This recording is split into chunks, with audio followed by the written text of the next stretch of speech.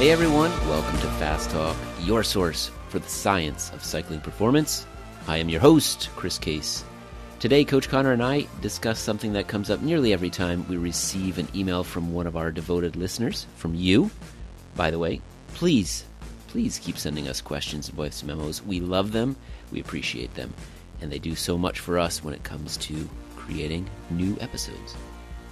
But what is it that is nearly universally included in every piece of correspondence we receive? Well, it's some indication of a listener's quote-unquote threshold. Often that figure is stated as if it is an absolute, as if it's 100% accurate. And that's what we want to address today. How accurate are these numbers, really? Turns out, not very. And as an extension of that, we also discussed just how difficult it is to get an accurate figure for myriad reasons. We'll discuss several of the most common ways to determine your threshold and the advantages and disadvantages of each. Coincidentally, we were already planning to record this episode when Trevor received an unpublished review by a team out of Auckland, New Zealand, led by researcher Ed Maunder at the Sports Performance Research Institute of the Auckland University of Technology. The review is a fantastic summary of this very concept, but it isn't published yet, and therefore we can't discuss the findings. That said, the group had a lot of great points that helped shape this episode. Thus, we give them full credit for those ideas in this show. Once the review is published, we'll do a second episode in which we'll interview the researchers and discuss their review. One of the most fascinating concepts we look forward to discussing with them is how this concept of durability factors into threshold measurements. Stay tuned for that discussion coming soon. Now, let's make you fast. Trevor, I know you've been wearing Loop Strap for years, and it sounds like the 3.0 is a much improved product. I am really impressed with the 3.0. Yeah, I used the 2.0 for a bit, which was actually yours, but I lost it in airport. So Shame on you. Yeah, sorry, Chris. So I got the 3.0, and any niggling issues I had with the 2.0 have been worked out. Battery lasts longer. But what I'm really impressed by after I got it, I started downloading some workouts to compare it to a chest strap. And I have now used multiple wrist-based heart rate monitors. And this is the first one I've personally seen where it is getting heart rate as good as a chest strap. So it is accurate. The heart rate variability, every once in a while with the 2.0, I got some wonky numbers. This just seems to give a more realistic, more accurate reading of my heart rate variability. They have worked out anything that I would think was a kink in the 2.0. Sleep better, recover faster, and train smarter. Optimize your performance with Loop.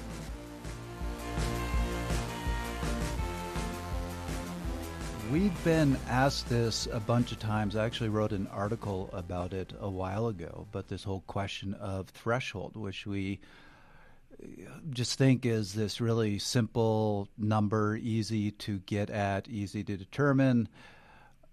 The deeper you dive into the science, the deeper you dive into this question, the more complicated it gets, and you realize the harder it is to actually determine this number. Or even just simply define it.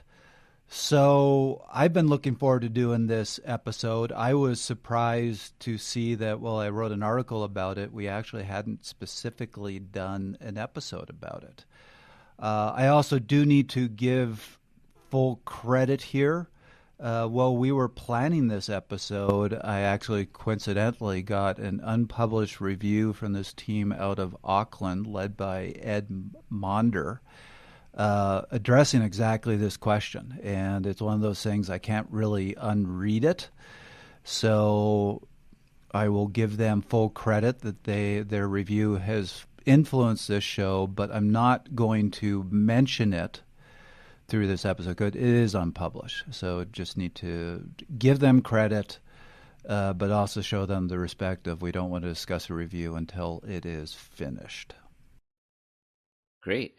And yeah, we've spoken certainly about some of the things people will hear today, FTP, MLSS. We've defined some of these things, but we haven't defined all of them, and we've never really dissected each in the way that we're going to do today and try to get a sense for, pros and cons of each, why it's so important to get this number right, what implications it has for training, racing, declines in some of the accuracy of metrics that you might rely quite heavily on. So all of that and more today. Yeah, I would say the theme for today, this is a visual that I, for some reason, just came to my head that I kind of like, is hitting threshold or figuring out your threshold number is kind of like trying to hit a bullseye on a dartboard from 100 feet away when that dartboard is moving. This is not an easy thing to do. Yeah, you might actually hit the bullseye, but it's very unlikely. Right. More than not, you might throw the dart and the dart hits the wall instead of the dartboard. Right. And that's really important because I think there is a general belief that it is really easy to figure out your threshold power or your FTP or whatever you want to call it. And we'll go into all this different terminology. That, I can figure that out. I've got this number on whatever software I'm using. That's a pretty accurate number. And we know this because often we get emails from people asking us questions. And the first thing they go is, well, my threshold power is this, or my FTP is this. And whenever I read that, my response is always, how do you know? Are you certain?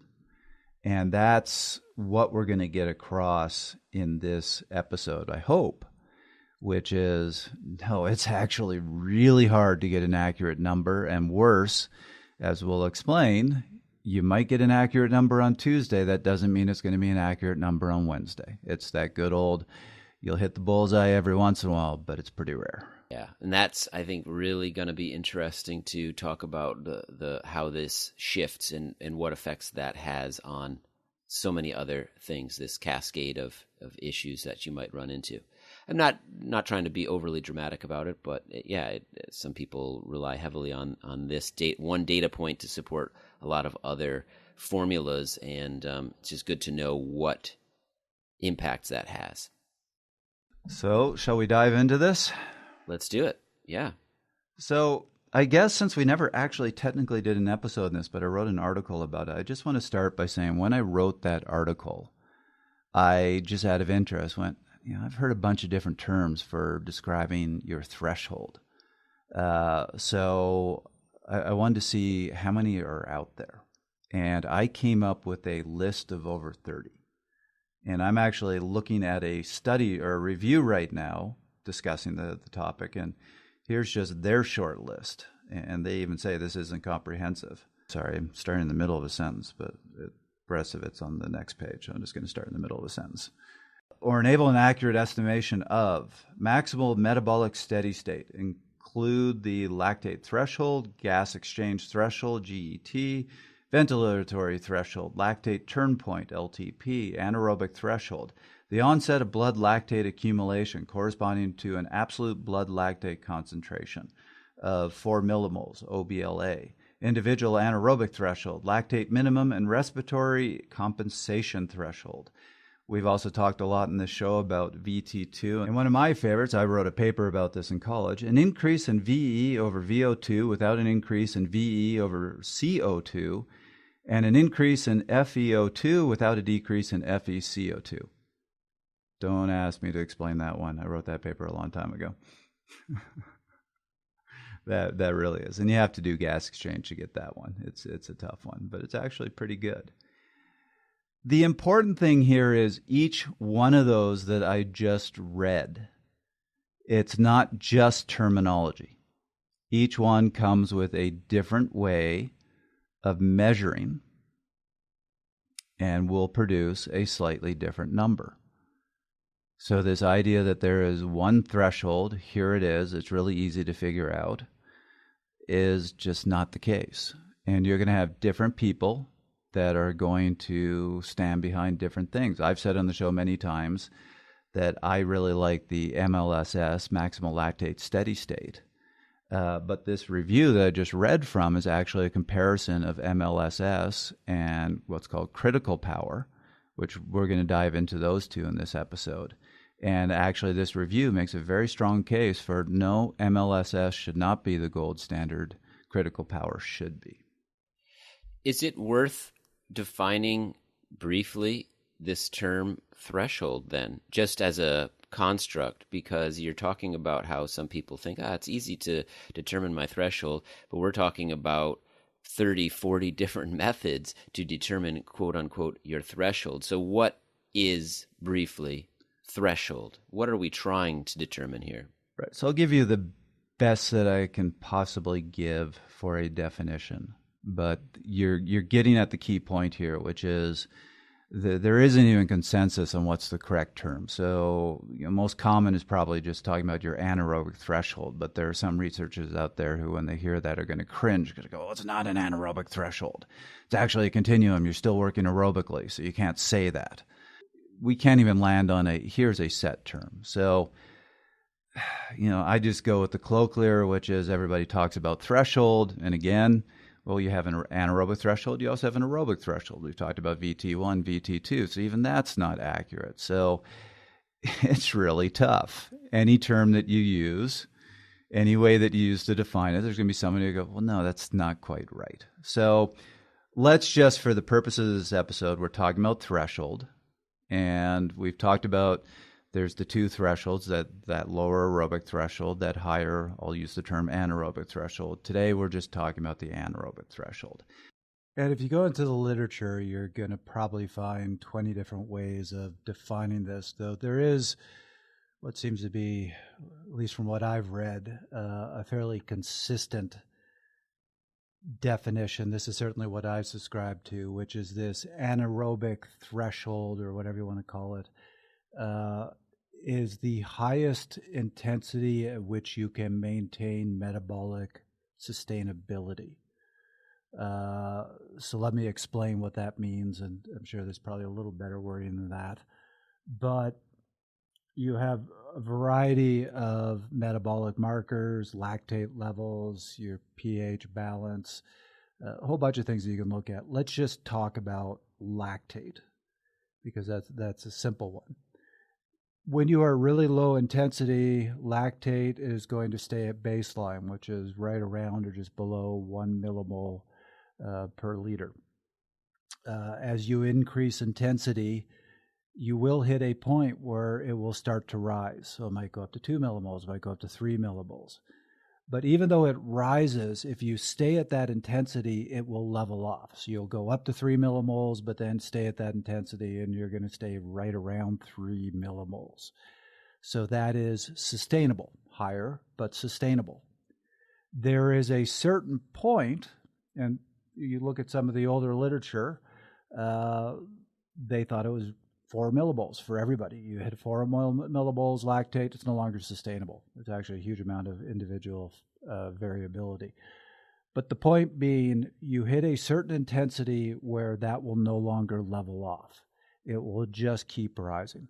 So there's a bunch of markers, or several markers that you can look at, but lactate threshold is anaerobic threshold is that point where you can no longer sustain levels, where they're just going to keep rising. It means that you are going to reach fatigue very quickly. Very good. Well, now do we want to address some of these methods, like critical power and MLSS, and define them even further? Yes. So let's just quickly give the big, broad overview. We're going to talk about a couple ways of defining threshold. One is critical power. We're going to talk about maximal lactate steady state. We're going to talk about incremental exercise assessment, which is just your in-lab testing. And we're going to talk about FTP. So we're going to talk a bit about the pros and cons of each. We're mostly going to talk today about using them to define threshold, but some of these tests define more than that. So other variables that might get measured by some of these tests are your VO2 max, your economy, both your thresholds. You can then determine your training zones, And also some of them will show your substrate utilization, so how much fat you're using versus how much carbohydrate. So with that, as you said, Chris, do we want to dive into critical power? Yeah, let's do that one first. Okay. CP, as you'll hear it referred to, CP. So I admit, before I did my research for this, I had always been a big fan of Maximal Lactate Steady State, but there are some good arguments for why critical power may be a better metric to use. So let's talk first about how it's measured, which gets a little complicated. It's not an easy test. It requires a series, actually, of tests that last between 3 and 15 minutes, and is basically you do each of these tests to failure. Must it be done in a laboratory?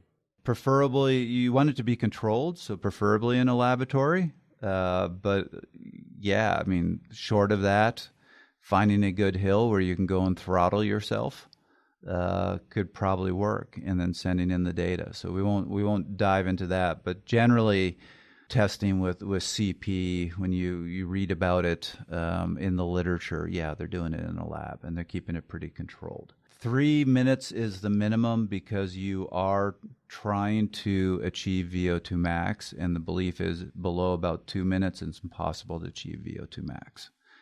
So let's take a quick step back. Critical power, the whole concept's been around for a long time.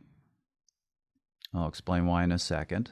There seems to have been a lot of research that was conducted on it in the 80s. This is back when Tabata was coming up with his protocol.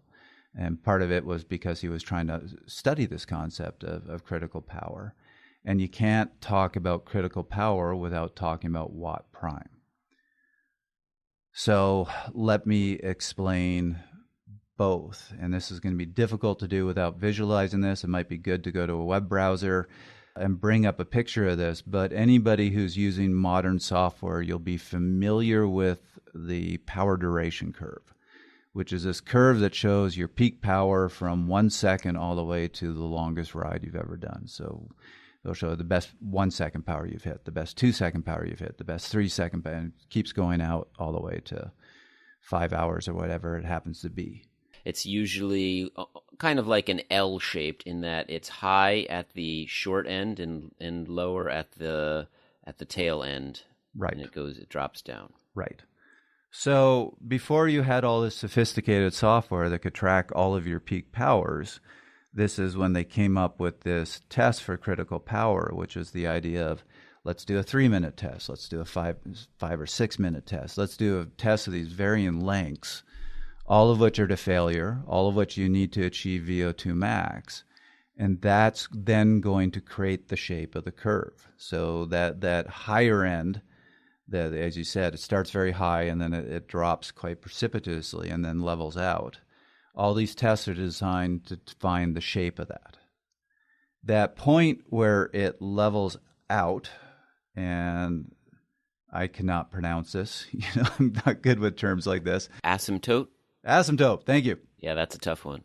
So that leveling out point or stretch of the curve is what we would consider critical power. So if you just think about this rationally, if you look at that curve and at 5 minutes you're, say, 250 watts, but at 30 minutes you're 245 watts, it's holding pretty level. That means you're sustaining that power.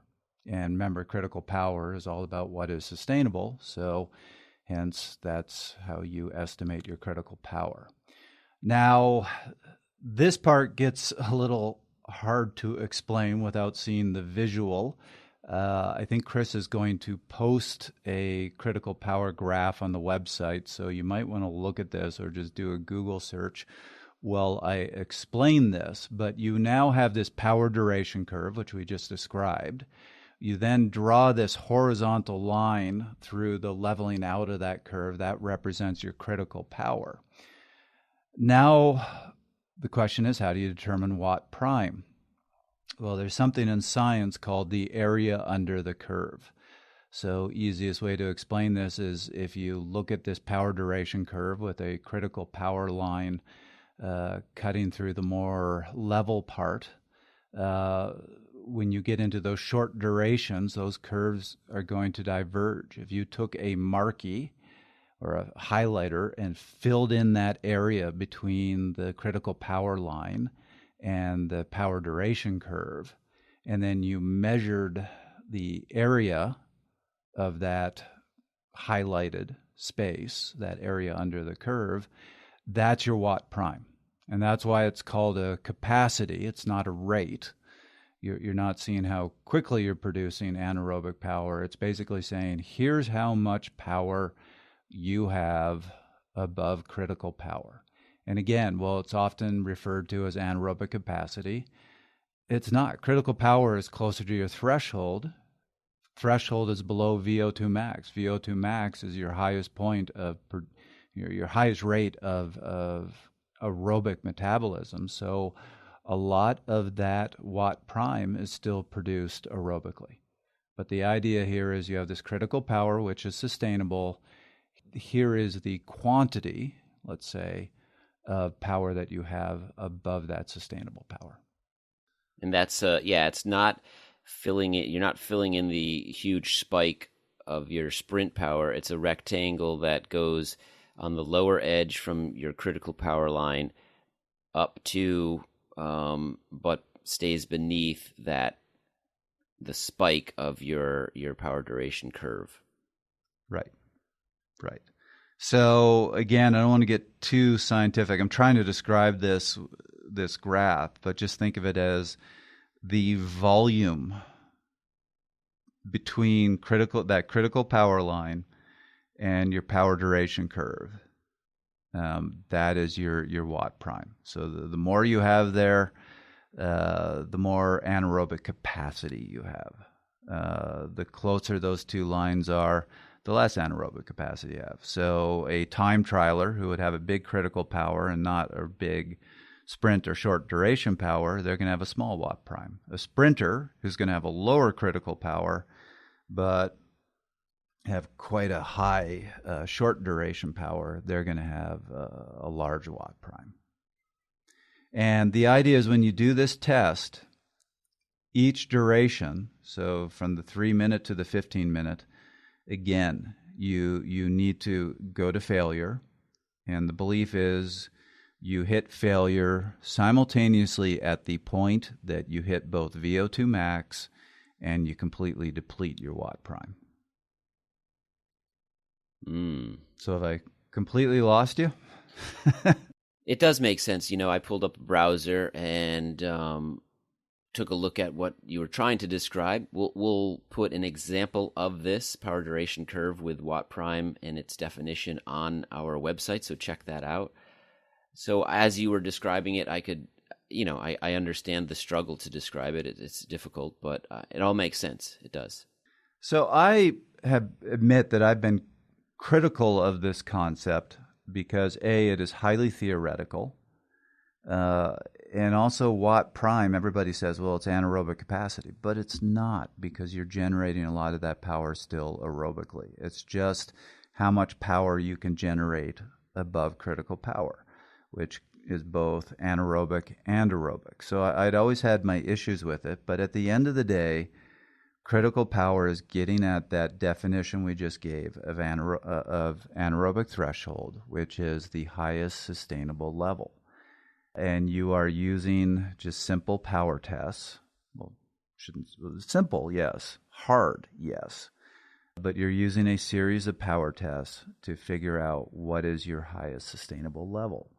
Obviously, one of the issues here is doing all those tests is really, really hard, particularly if you're trying to train, because you need to do each one fresh. There's 5 tests, so you pretty much have to take a week and a half off training in order to do this. So they have come up with a single 3-minute test just for practical reasons that seems to be fairly decent. There's been a series of reviews of it, and it's pretty close to doing the full 5 tests. Some studies have said not quite there. Oh, people are always looking for that shortcut, aren't they? Yes. Yeah. But sometimes, Yes, they are. sometimes if you want accurate numbers, you just got to put in the work and carve out some time to do something like this. Agreed. But there's always that balance of you got to get decent numbers, but you also have to keep training. You remember we had Steve Neal on the show a couple episodes ago, and he uses his 3-minute test. And I would say for practical purposes, it's quite often good enough. Did he refer to this as his MAP test, MAP? Yes, basically. Well, MAP test. So MAP, whenever I hear somebody use MAP, I immediately go, you're Canadian, because that's a term that we use a lot up there. A MAP test is just a way of getting at what in the U.S. they'd refer to as VO2 max power. I see. So MAP stands for maximum aerobic power, which is just pretty much a synonym for VO2 max. All right. The one nice thing about this is not only does it give you an estimate of your anaerobic threshold, but you also determine this watt prime, this how much power you can put out above your threshold. And that can be very informative when generating intervals, because sometimes you want to do interval work where you completely deplete that watt prime, and you can design fairly good interval work where you can ensure that both watt prime is depleted and then make sure the recovery is long enough that you can replete watt prime. Well, we'll have to do some critical power testing at some point, Trevor, and compare. Sure, that sounds like a lot of fun. Let's do it. I'm assuming that my watt prime is going to be bigger than your watt prime just based on our phenotypes as riders. Yeah, I'm going to assume that if you looked at my graph, there is no watt prime. There is just nothing above the threshold. You might call it a sliver. It's not a rectangle. It's just a tiny little sliver of gray in between a curve and a dotted line. You're going to get some poor scientist in a lab going, Captain, I just can't measure it. Was that your... It's too small. Yeah, that's my horrible Scotty. I can't do accents, you know that. I can't even do a Canadian accent. That's very true. That's very true. You are a man without a country or an accent at this point. Okay, let's move on. Shall we talk about maximal lactate steady state? We should. So... you've heard me talk about this before, and I'm a big fan of maximal lactate steady state. And after reading this review that came out in 2019 that compared critical power to MLSS, I'm going to adjust my opinion a little. Oh, man. Which is, I think, as a theoretical concept, I still like maximal lactate steady state the best, because it's based purely on physiology.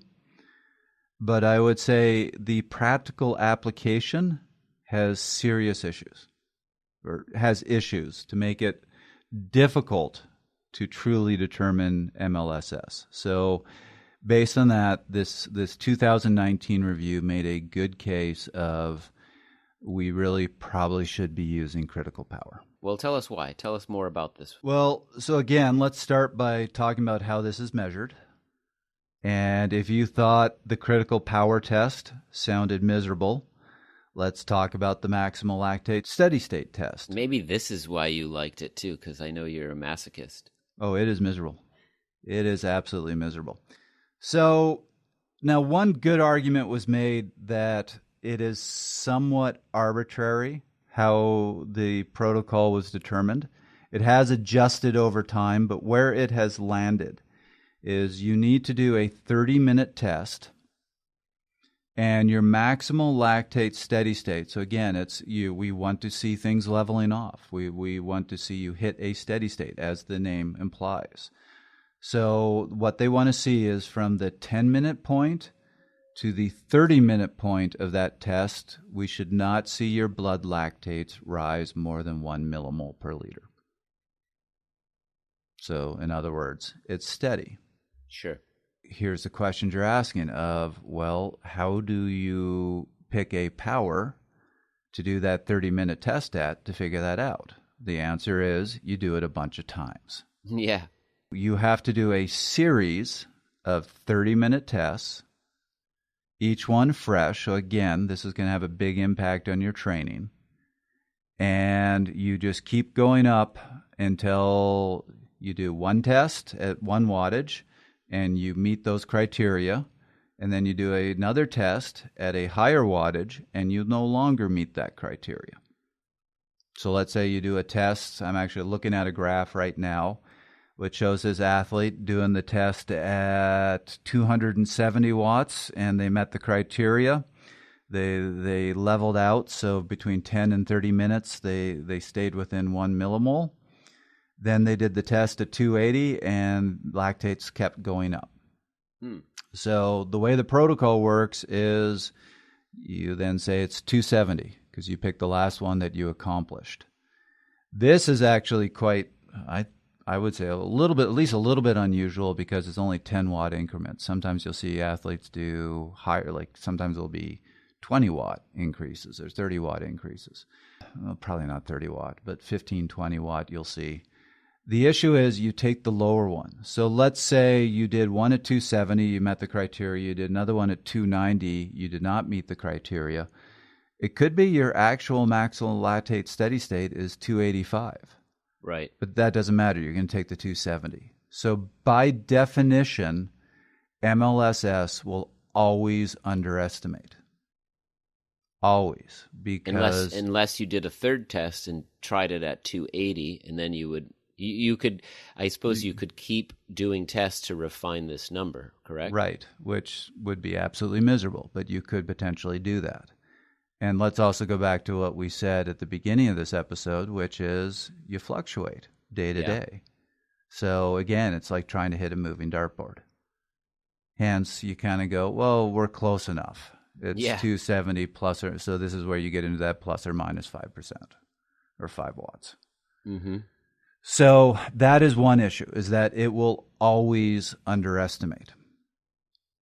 Always, always, always, because you always take the lower value. One of the criticisms of critical power is that it tends to estimate your threshold about 5% higher than MLSS. But if MLSS always underestimates, that's actually an argument for critical power. Sure. So that is one issue. Now we're not going to dive deep into this, but taking lactates is tough. Some researchers, Jared, who we've talked with many times, he's really good at it, and he has the right equipment. But you're going to go to a lot of labs where they don't, where the researcher isn't very good. I still remember a friend asking me to help him with his lactate test that his coach wanted him to do. His coach mailed the equipment for us to use.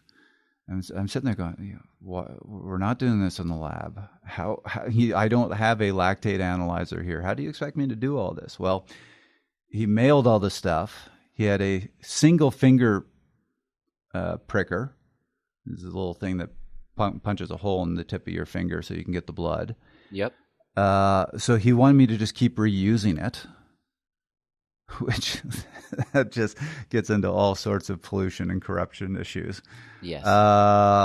And then I was to put a couple drops of blood into separate vials, then not refrigerate them and mail them back to him.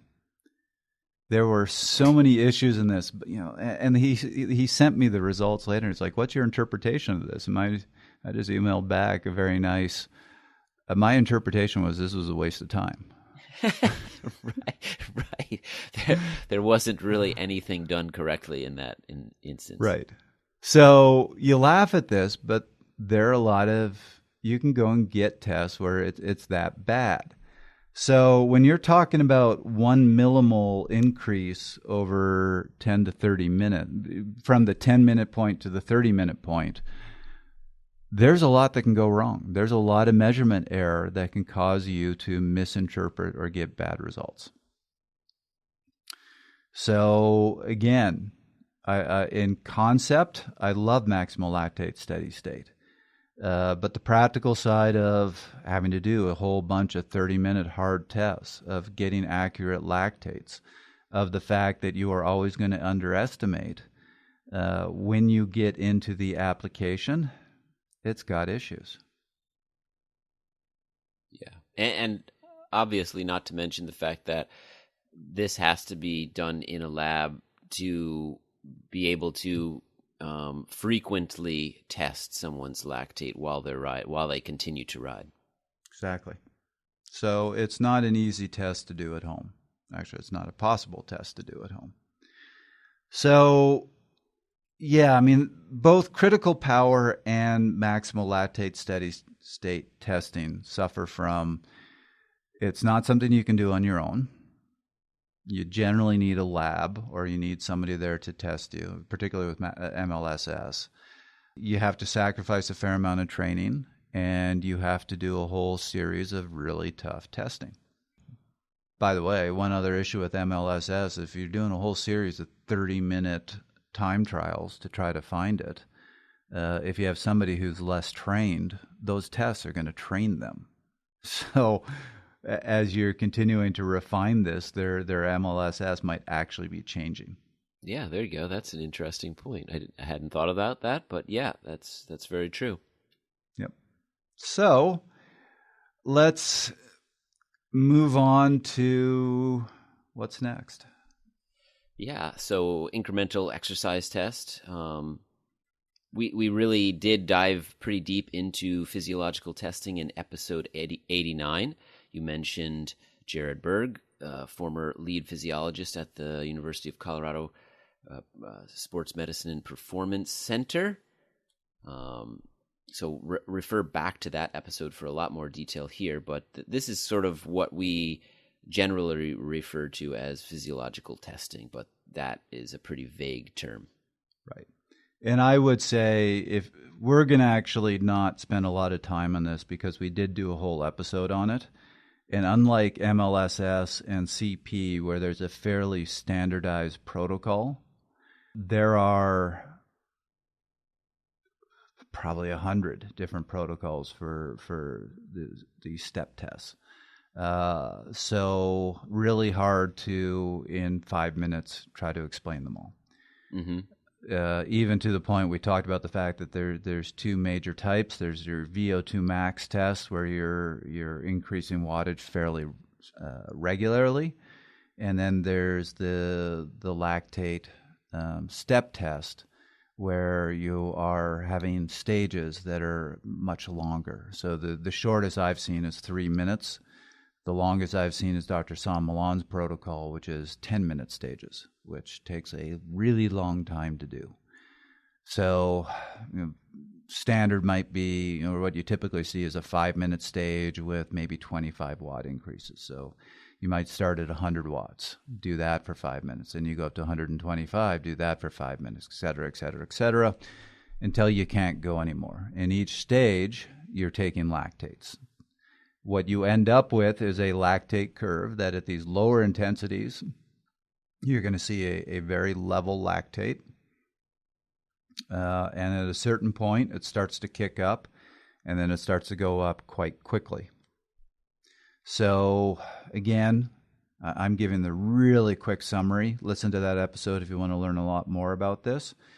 But the idea here is that point where it starts to go up corresponds with your lower threshold. What we talk about is your aerobic threshold.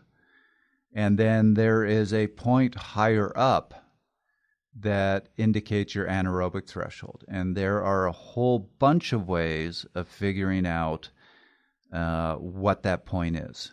So one of the simplest is to just say when you hit 4 millimoles of blood lactate, you've hit your anaerobic threshold. Problem is there's a huge amount of individual variability there. They have a whole bunch of different ways of looking at this graph and figuring out where does that threshold lie. One is you're looking for the deepest point in that curve. There's another method called the Dmax method, which you just need a bunch of rulers and interesting tools. Again, sorry, like a chisel and a pickaxe.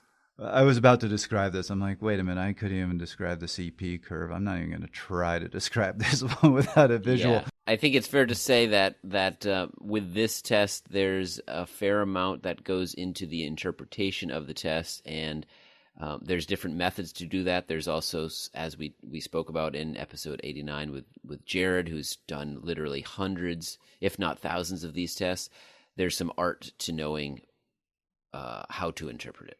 Right.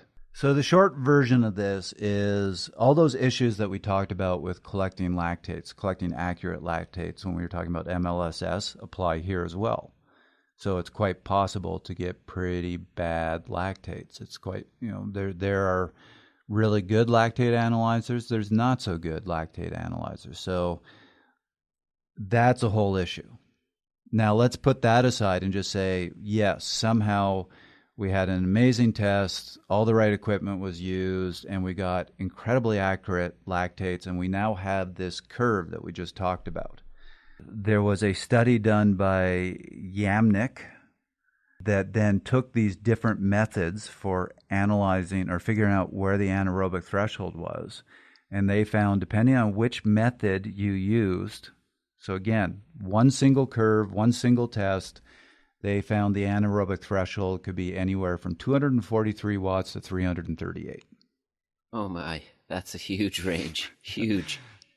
So you need somebody who's really good at looking at these graphs and figuring out where your threshold is at. Jared was excellent at this, in my opinion. But there's a lot of people out there who will look at this curve and go, oh, well, you're 250. Another person will look and go, well, you're 310. That's a big difference. Yeah, so much so that, that's just massive and can really run you astray if you're not having it done by a really experienced, reputable source. Right. Now, the one benefit to this test, well, so we talked about those are some of the disadvantages. The other disadvantage is you need to find a lab. You have to go somewhere where they have all this gear. The one advantage of this testing method over all the others is we talked at the beginning about all the different variables that you can measure. So VO2 max, economy, substrate utilization, both thresholds. This is the one test that can give you, as long as you use gas exchange, which means you wear a mask and it measures gas exchange. It is the one test that can give you all that information. Yeah, in that way, it's robust. Obviously, we're trying to give an overview of these different tests. We've both been tested several times at the Performance Center, and you can be certain that the data you're getting there and the interpretation you're getting there is top notch. And you're getting all of these other components tested at the same time. So it's a great way. It's a great tool. Yes, it's totally worth it. But caution being, not every facility, not every lab is as good as the Performance Center. So shop wisely when you're looking for this. Right. And even then, you talk about looking for a good performance center. For a lot of people, it's an issue of finding a performance center at all. I have an athlete in Washington, D.C. This is a major city. This is a big city. There's nobody in Washington, D.C. who does this, at least not that he could find. Again, refer back to episode 89 where we actually go much deeper into all the different components here, what gas exchange is, what that data tells you, and so forth. Do we want to move on to one that I can almost guarantee every listener has heard of, FTP? Absolutely. Let's talk about FTP. This is as you said, because everybody's heard of it, this is a term that gets thrown around a lot. And I think it runs that risk because it's thrown around so much. A lot of people don't really understand what it means. If somebody had the trademark on FTP, they'd run the risk of having it be generic at this point. Is that what you're saying? Yeah.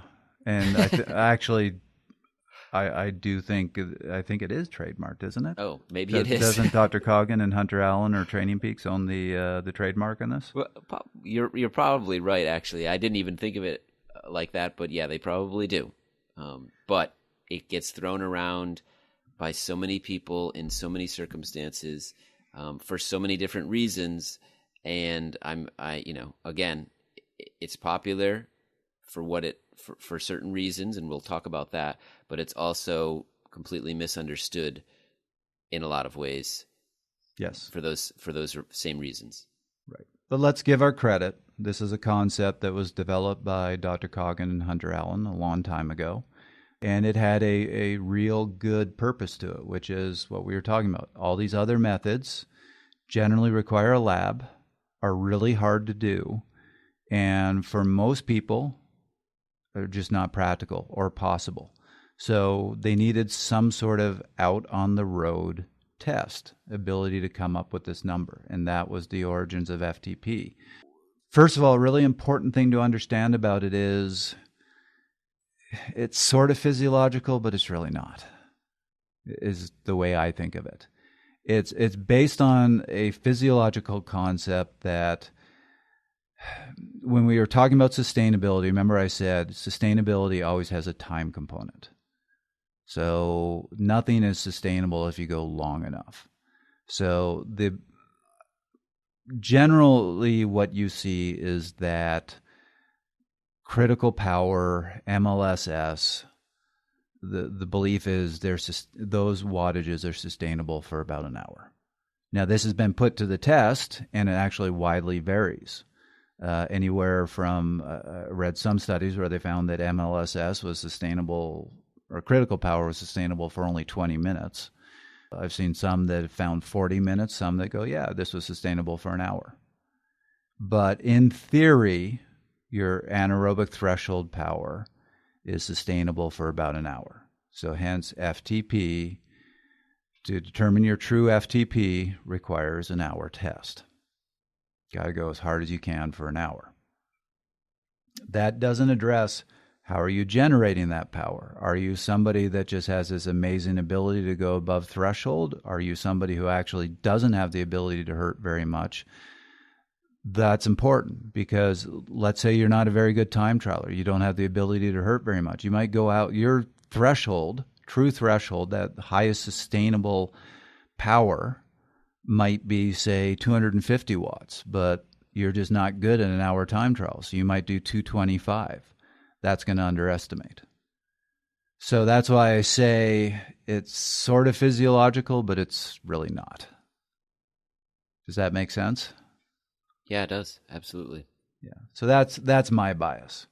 The other thing is doing an hour test is tough. Though we had Dr. Seiler come on the show and said, look, I did an hour test right before this show. I think that was the second episode we had him on. Yeah, it was a while ago, but I think he actually does this more often than every time he comes on our show. So you can, right. 2, 3, 4 times a year. I don't know, but he likes it. He's a glutton for punishment. Here you have a test where, because of ability to perform this test, even just doing an hour test may or may not hit that true physiological threshold for you. Most people don't like to do the hour test, so what's becoming really popularized is the 20-minute test. And this, again, Dr. Coggin and Hunter Allen put this in their original book and popularized this concept of do a 20-minute test and then multiply it by 95%.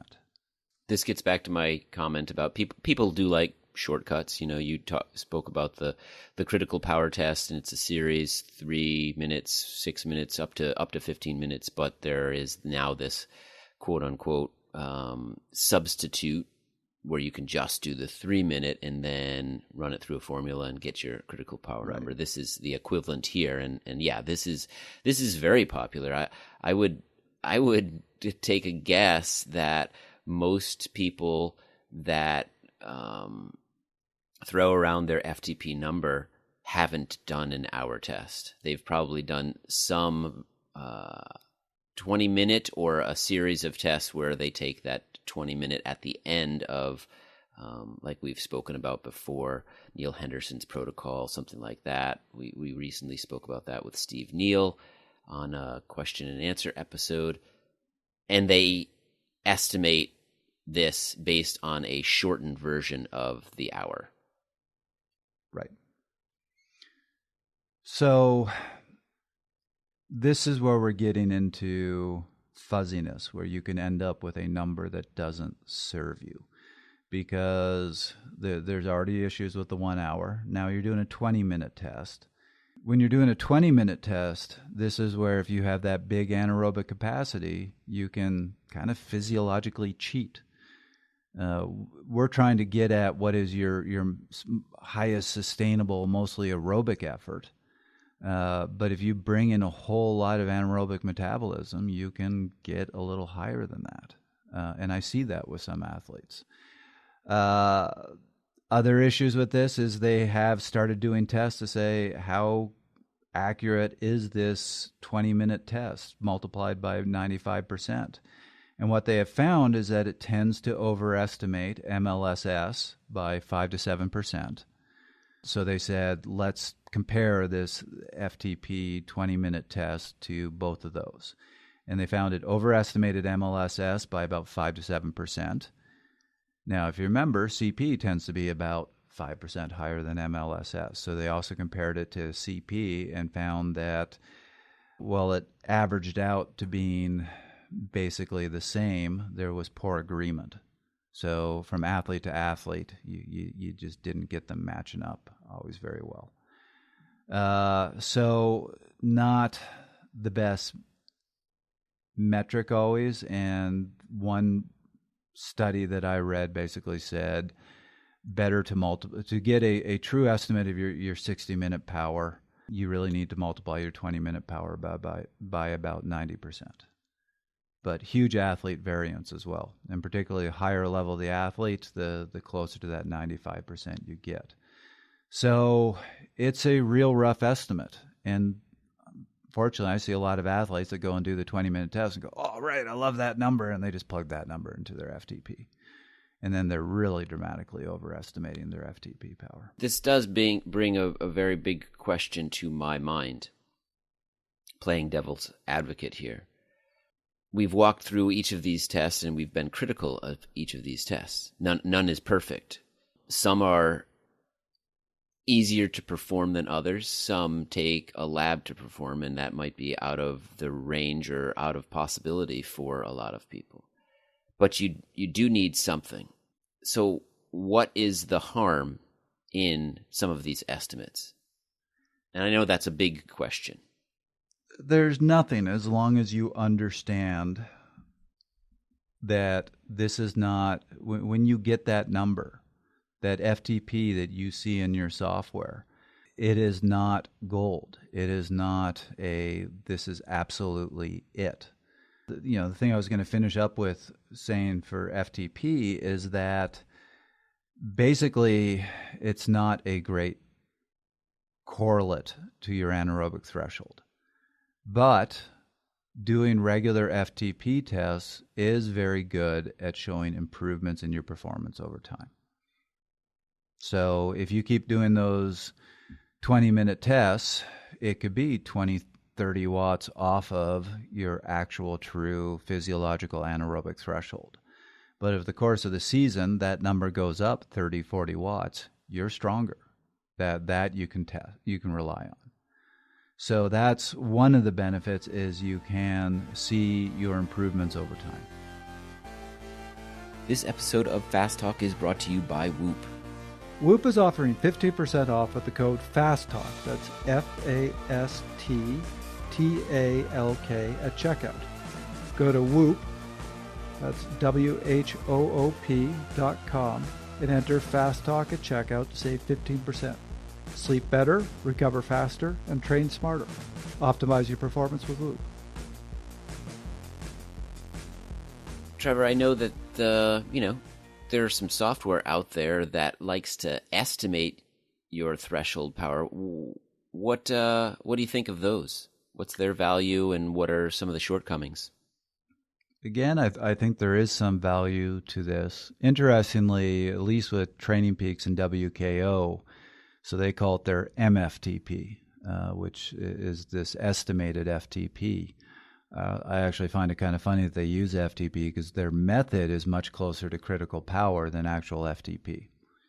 So it's not based on seeing what's the best 1 hour power you've done in the last 42 days or 90 day, whatever time period you're using. they actually use that power duration curve. So all good software now can show you your power duration curve, which you were talking about before, which is that peak 1 second power all the way up to peak 5 hour power. These estimates that you see in the software does exactly what CP does, which is look for that. I've already forgotten how to pronounce that word. What's the word again, Chris? The asymptote? Thank you. It looks for that point, that leveling in the curve, and then draws that line through it and says that is your estimated threshold power. So it's actually not too bad. It can be a really good guide. There's just a couple things to be aware of. Is one, in the software, your power duration curve is based on the best 1 second power you have hit in that. So you always give a time period for this estimated FTP, and by default in WKO and Training Peaks, it's 42 days. So it is using your best 1 second in the last 42 days. It's using your best 5 minutes in the last 42 days. It's taking all your best. So you might have had a race that was an absolute banner performance. That's what's being used. So be a little bit concerned about that. And actually, Tim did address that in the show and said they've made this a little more sophisticated, where they avoid having this incredible day really throw off your numbers. So that's getting a little bit better. But also remember that if they just did the straight curve of the best 1 second, best 2 second, best 3 second, and so forth, it's actually not a very smooth looking curve. It can be all over the map. So they have to do a lot of smoothing of that curve.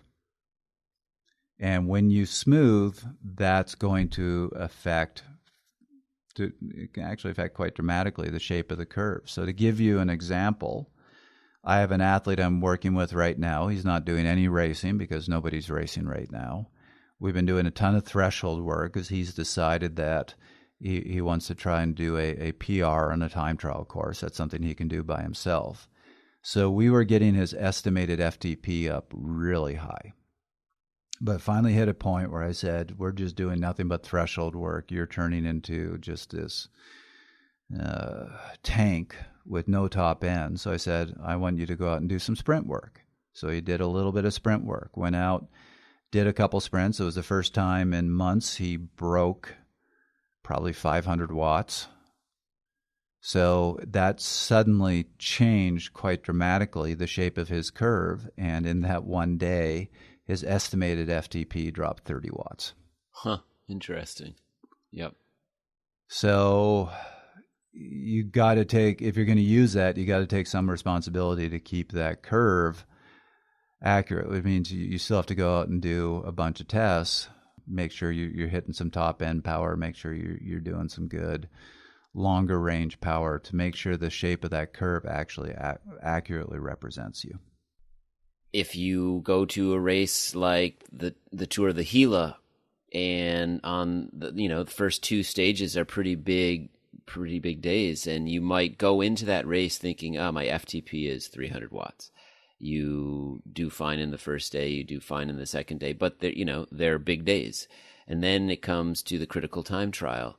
And if you're a rider that relies on that FTP number to understand your pacing for the time trial, you're having to, some people, not knowing that it erodes or changes from day to day, might stick with that 300 FTP number to help with their pacing. But more than likely, if you're an amateur rider, that FTP is going to be could be considerably lower on time trial day, and so you would want to revise your pacing strategy based on a different number. Is that what I'm hearing here? Is that correct?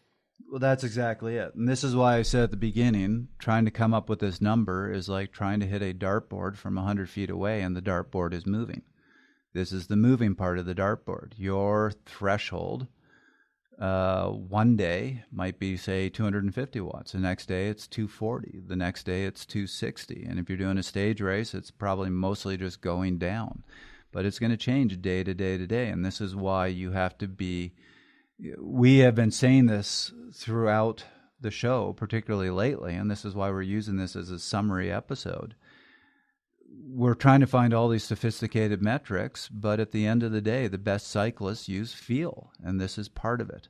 Feel is taking responsibility for yourself instead of just relying on some number that A, is really hard to figure out, and B, is constantly changing. So if you just rely on that number and go, well, my threshold is X, therefore I'm going to time trial at that, I see athletes be unsuccessful doing that more than I see them being successful.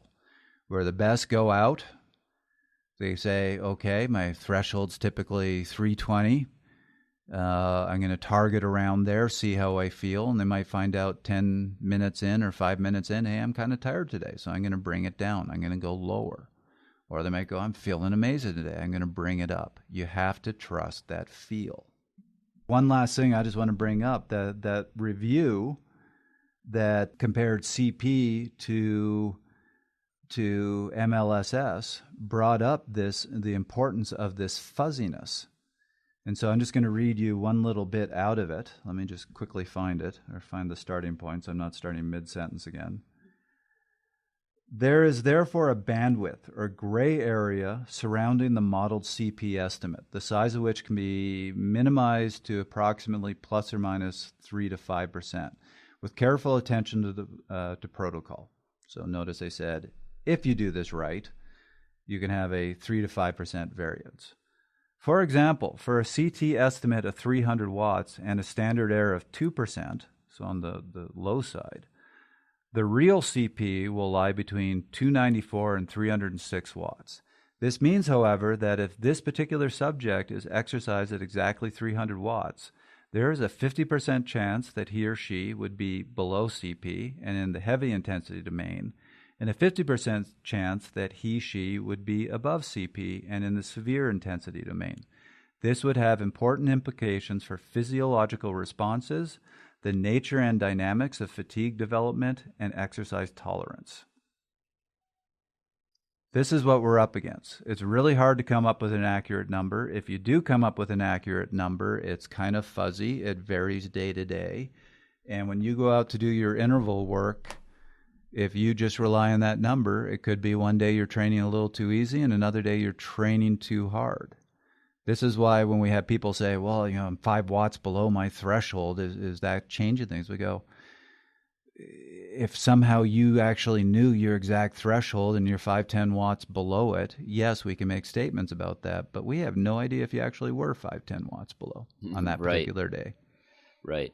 Yeah, we don't know the accuracy of the test itself. We don't know how that corresponds with your number on the day. We don't know a lot of things we would need to answer that question. And again, it comes right back to your suggestion that when you're riding, racing, training, or otherwise, you do have to rely more on just a number. There's more to it than that. You have to use your brain. You have to use the feelings that you have to assess, go through the checklist, and take stock of all of the things that are coming at you: numbers, feeling, heart rate, power numbers, etc. To figure out, yeah, this feels good right now, or this is too hard, or this is not hard enough. And feeling isn't 100% accurate either, but it helps add to the tools, if you will, to make more accurate assessments. The best athletes, the ones who've been training a long time and have been very successful, they go out, they'll often go out to do their training with a number in mind. But as soon as they get out there, they listen to the feel and then they adjust. So we had Sepp Kuss talk about that in the show, that he'll go out with a target power range. He trains by power. He'll do one interval and then go, okay, how do I feel today? And then he adjusts his numbers. And that's what we're getting at, is this number is really hazy. So it's a guide, but you have to take responsibility. And hopefully you go out and you have a number in mind and you ride at that number and you actually feel like it's spot on and you do that. But, every once in a while you have to adjust. But the hope is that if you've done everything correctly and you've taken stock of all of these things, you get to know yourself as an athlete. You set those numbers, you set the objective for the day at the number that's appropriate, and that works out on the road. It feels like that's right where you should be, but it's not always the case. Agreed.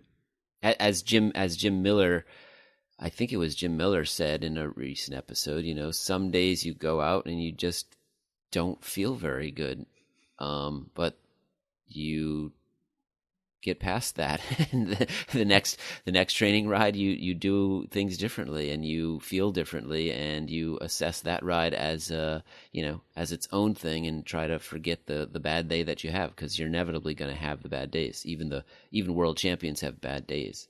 Right. And then you get into the whole art form of sometimes you go out and just go, yeah, today my anaerobic threshold's a little lower. A couple of days ago, it was 290. Today, it's 275. So you adjust. Differentiating that from, I'm cooked. I shouldn't be trying to do anything hard today. I'm going to turn around and go home. Yep. Perhaps we've already said this in so many ways, but going back to my big question about what's the harm here in using these estimates? Well, we talked about this in the past. I think it's worth reiterating, and that is that the numbers that we're speaking about here today are often used to plug into other formulas that have been created, that have become popular, and that people are starting to rely heavily on to help them design their training. So if the threshold power number that you plug into these formulas, it's an estimate, but if it's a bad estimate, then you're going to put bad data into a formula, and you're going to consequently get bad data out of that formula, and then that runs the risk of throwing your training off completely. Right. Are there any? Do I have that right, Trevor? And what are some other problems? Is that the big one? No, I think you are spot on. Is that if you're using a number that's an estimate that varies as the basis for everything else, and everything's built on top of that, you get more and more error as you move up. So you have to look at all this stuff. Look, I use WKO. I analyze my athletes constantly. But you always have to do it with a grain of salt and not believe that this is so specific and accurate as a lot of people want to believe it is. And that's, Tim came on the show. He's the guy creating this software saying, no, you can't see this as gospel. It is a guide. It helps, but it's not perfect, and nor can it ever be perfect because of how hard it is to come up with these numbers and how much these numbers fluctuate. I'll give you an example. We were talking with Tim about TSS. I went yesterday and did a 6.5-hour ride with 12,000 feet of climbing. I started with a hard climb. I finished with a hard climb. According to my TSS, the hard climb that I started with generated more training stress. I can tell you from feel, I was killing myself on that final climb. I was not killing myself on that first climb because of that durability. I was tired by the end of this ride. My numbers had all declined, but TSS doesn't factor that in. It treats you like you're fresh throughout. So according to it, that second climb, or that final climb, just didn't generate as much training stress.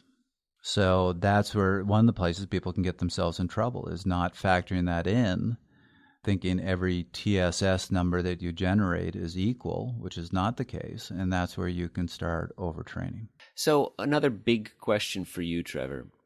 We've pointed out, again, generally speaking, we've pointed out 4 or 5 different methods here, and all of them have their flaws, but people need this number to help guide zones and training and so forth.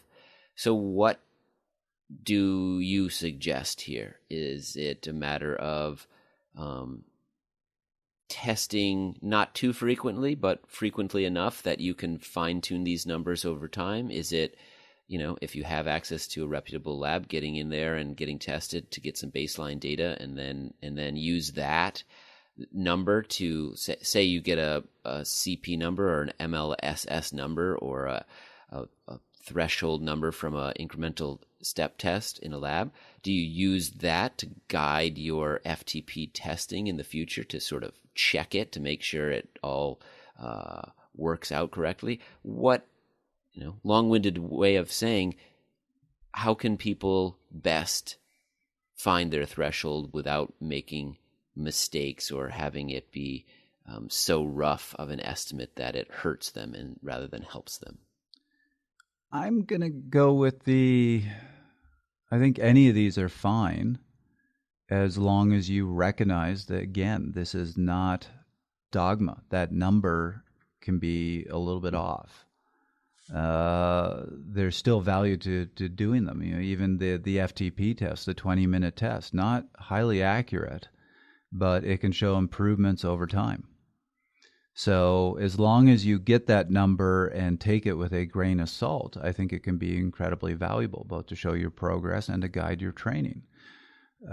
I think, as I said before, I think you need to learn feel, but the number, particularly for a very novice cyclist, can be very helpful. So I've worked with athletes who are brand new. I tell them to go out and do threshold intervals, and let's say their true threshold was 250. They go out and throttle themselves at 400 watts and don't complete the intervals because they have no sense of feel. So for those athletes, let's go do a test. We might come up with 240 watts or 260 watts as opposed to their actual 250, say. So it's not quite accurate, but it's still better having them go out and attempt it at 260 watts than their gut impulse of I'm going to start at 400 watts and blow up. Mm-hmm. It at least gives some guidance. But you need to learn that feel over time. And what you see in the best athletes is, let's say, again, their actual threshold is 300. They measure it at 320. The really good athletes are going to go out and do intervals and go, yeah, 320 ain't right. They'll use it as a starting point, but they'll do their intervals at the 300. My personal bias is the number's a guide. It'll help you. It'll show progress. You can get other information as well, such as substrate utilization, et cetera. But at the end of the day, know that number is a ballpark, and it's feel that's going to get you the rest of the way there.